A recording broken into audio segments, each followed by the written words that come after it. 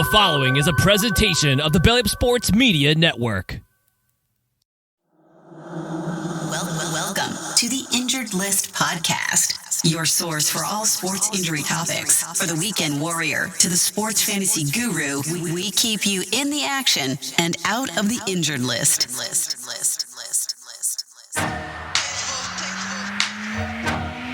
Ladies and gentlemen, please welcome the host of the Injured List Podcast, Brian Scott.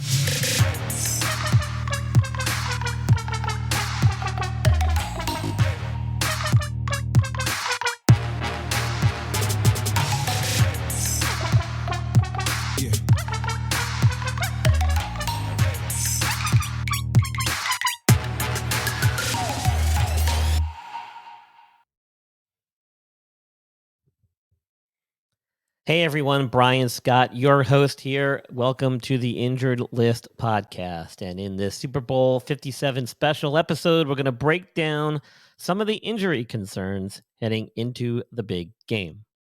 We're also going to examine one of the more remarkable comebacks from a potential career-threatening injury that I've seen in a long time as we delve into the Tampa Bay Buccaneers center Ryan Jensen's injury story. So sit back, get comfortable, and we'll be right back after a word from our sponsors.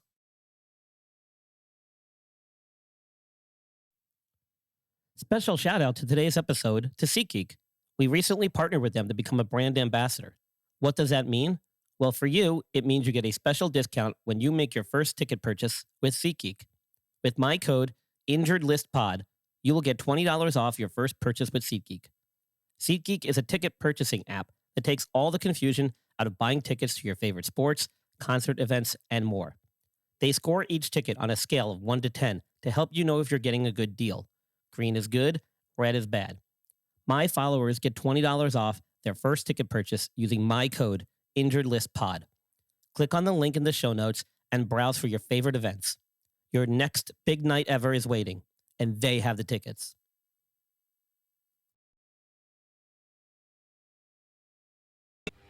Welcome to Fresh Ball Fall. It's the season of pumpkin spice and making sure your crotch looks nice.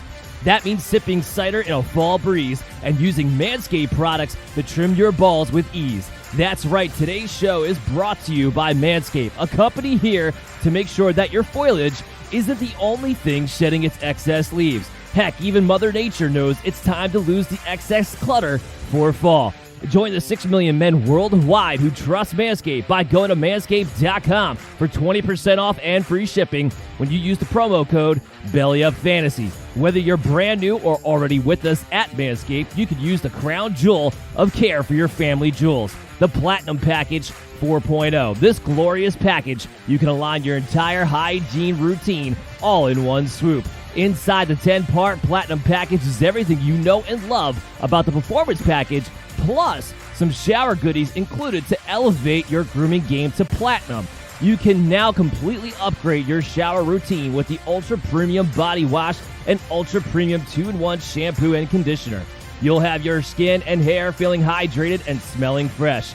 Don't forget to apply their aluminum-free Ultra Premium Deodorant. And don't worry, it's not pumpkin spice, it's a cologne-quality fragrance. Get the Platinum Package this fall. These products are guaranteed to be hits for your dangly bits. Go to manscaped.com and get 20% off and free shipping with the promo code BELLYUPFANTASY. That's 20% off and free shipping at manscaped.com when you use the promo code BELLYUPFANTASY. Manscaped, clear out the leaves. It's your tree trunk's time to shine. Hey guys, welcome back. 6 months ago, when the NFL training camp opened up, Ryan Jensen of the Tampa Bay Bucs was entering his 9th year in the league. Now at 6'4", 319 pounds, he's not what you would consider the typical physical specimen when you see somebody anchoring the offensive line at center position, but that's okay. He's still been very successful. He was drafted in 2013 in the 6th round, pick number 203 by Baltimore, out of powerhouse Division II college, Colorado State Pueblo. He joined the Bucs in 2018, and he'd go on to make his first Pro Bowl and only Pro Bowl to date in 2021. Now, throughout his career, he had to work hard to make it to this level and earn a starting role on an NFL team. He worked his way up to the Pro Bowl status and helped the Bucs to the Super Bowl in Tom Brady's first year with the team after leaving New England. All that hard work and the achievements were almost gone in an instant, however, on the second day of training camp this year.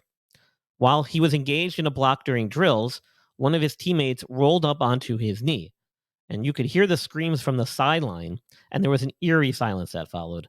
Now, I watched the video of this injury and the injury aftermath, and you can obviously see the concern on the faces of teammates. They all gathered around the medical cart and wished him well as he was being carted off the field. From the beginning, it did not look good. And when you see a lineman go down like that, you always fear the worst. Broken leg, torn up ligaments, it could not have been good.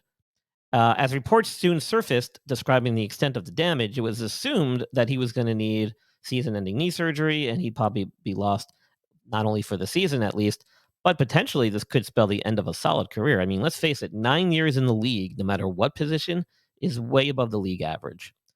Time is running out. He would go on to see multiple orthopedic and sports medicine specialists, as we would later find out. Apparently, only one of them offered him non-surgical treatment option for his knee. And as he would tell reporters just a few weeks ago while interviewed after he made his return, the extent of his injuries was not minor. He had a partial ACL tear, a complete MCL and PCL tear, a bucket handle tear of the meniscus, as well as fractures to a portion of his tibia and what sounds like a articular cartilage fracture. Now, he opted for no surgery. I repeat, he opted for no surgery. And that is definitely not something I would have recommended being in the healthcare field and doing sports medicine. But ultimately, the athlete has to make that decision for themselves. He apparently went through a period of immobilization, followed by extensive physical therapy, and then some form of stem cell treatments and other non-invasive procedures, all of which enabled him to come off of IR on December 28th, as he was originally planned, and make it back for his team's final regular season game. Now, this is a remarkable turnaround for such extensive injuries to the knee joint. There's a very good article actually written by Dan Pompei of The Athletic that details Ryan Jensen's road back to football. It's actually really good. I highly recommend you read it. But just how bad were his injuries? Well, an ACL injury alone usually warrants surgical reconstruction, as does, in some cases, a completely torn MCL. But even more serious than either of these two injuries, however, were the bucket handle meniscus tear and the cartilage fracture on the tibia. These injuries in particular can have some really long-lasting consequences to the overall health of the knee joint. And having a bucket handle meniscus tear can pose several different problems. For one, it can cause the knee to lock up or freeze if the flipped piece of meniscus were to get lodged in the joint. This loose piece can also cause significant damage to the articular cartilage. It's basically the equivalent of like dropping a coin into the engine block of your car and praying that it doesn't cause any damage to the internal components. Now, surgically, these injuries can be addressed in most cases to help mitigate any further damage and help restore the stability and functionality of the knee. There are also some less conventional non-invasive procedures and treatments that can be done as well, but the efficacy of these methods is still very much contested in the literature, and not a lot of practitioners will recommend it often, especially for an NFL lineman. Now, while he did make a return to play wearing a knee brace, I'm still a little apprehensive to consider him fully recovered. Some of the structures he injured in his knee often don't heal on their own, no matter what type of intervention. So it may be something that may come back to haunt him later. But one thing that you have to consider with his recovery that can't be questioned is his toughness. I mean, to be capable of making a return to the NFL with these injuries after just 6 months of non-surgical treatment is almost unheard of in today's world of sports medicine. He has always been regarded as a tough competitor and a dedicated teammate by his teammates and other players in the league. And he, no doubt, through this recovery has added to the legend that is Ryan Jensen. I'm rooting for him. I'm hopeful that he will not need anything additional done. But if history tells us anything, is that eventually these injuries will probably catch up with him. And usually that does tend to happen sooner rather than later. Now, with the Super Bowl just around the corner, I thought that the Ryan Jensen recovery was a fitting way to transition into the Super Bowl injury updates. It takes guts and toughness to make it this far into the NFL playoffs. And often players are grinding through injuries for much of the season as we head into the big game. This year's no different. However, one thing that is out of the ordinary this year is the lack of injuries for one of the teams playing in the Super Bowl. Of course, there are some injury updates for you, but there are also some glaring absent injury updates to provide you, which is the rarity. So when we come back from this break, I'll explain what I mean, and we'll get into some of the other injury updates that we do have.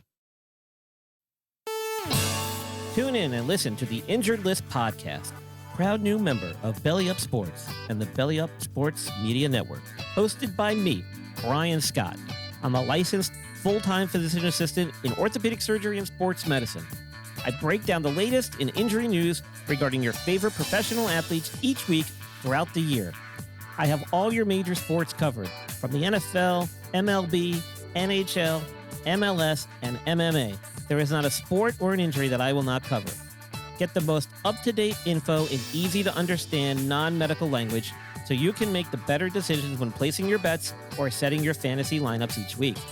Check out my website at theinjuredlist.com, where you can message me ideas for topics or questions, and listen to previous episodes where I interview former athletes and healthcare professionals to talk about their experiences with sports injuries.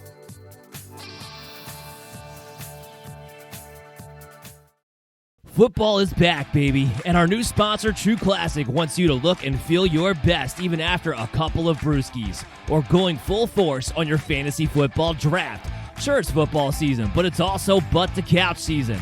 Luckily, True Classic has the absolute best-fitting clothing a man can buy. Snug in the arms and chest with a little extra space in the torso, their t-shirts are designed to keep you cozy and highlight your best assets no matter what you're up to. So if your special someone is upset that you're watching football all day, at least you can look good doing it. True Classic has already helped over 2 million men find the perfect fit at an affordable price. Our listeners get access to the best deal they offer. For a limited time only, get 25% off with the promo code BELLYUPFANTASY at TrueClassic.com. Almost all men's t-shirts are designed to look good on skinny models with six-packs, but most of us aren't packing anything but a few beers. Fellas, you are wearing the wrong clothes. True Classic tees taper off towards the bottom, but they fit tighter around the chest and shoulders. It's time to highlight your best attributes with a t-shirt you can always confidently throw on. It's about time to get your fit together, so upgrade your wardrobe with True Classic and get 25% off at TrueClassic.com with promo code BELLYUPFANTASY. Free shipping included on purchases over $100. That's 25% off at TrueClassic.com with the promo code BELLYUPFANTASY. If there's one bet you should make this football season, it's on True Classic. True Classic, look good, feel good. All right, guys, welcome back.